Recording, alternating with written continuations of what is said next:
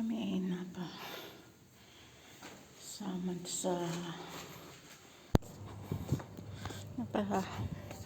kuwan ako nung kahapon sa aming Eid. Nag-Eid kami do sa bahay ng amo ko. Ngayon ka nag-akitan, sabi ng magulang ng kapatid ng amo ko ay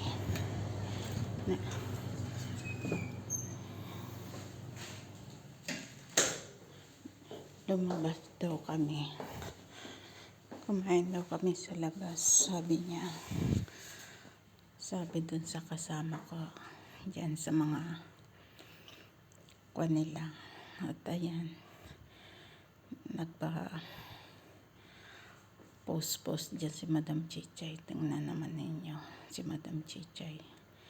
Wow, mamaya baliktad ka dyan. Kunti ka na. At eto. At kami maghanap nga ng kakainan. Kasi ang pagkain namin ay kung saan ay nakapag-decide kami sa Lebanese restaurant na lang kami pupunta ng time na yan. Ayan. At yung amin naantay ay hindi pa nadating. Ayan na ang aming pagkain ng mga in-order.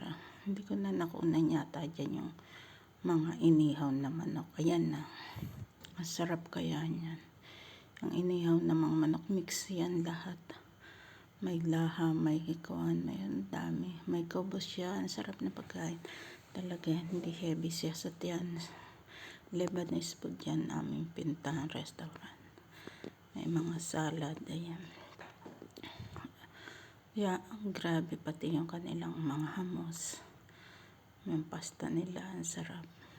Sa 7 kuwan na yan, nagkasa sa amin yan. Tama-tama, eksakto lang. Masarap ang pagkain. Gustong gusto ko talaga pagkain yan. Sa Lebanese food restaurant. Sarap talaga. Kaya sa akin, aprobado yan. Mga pagkain na yan. Kung ako'y sakaling gusto ko lang bumalik diyan. Magandang restaurant talaga yan. Ang dami nga nang kumakain.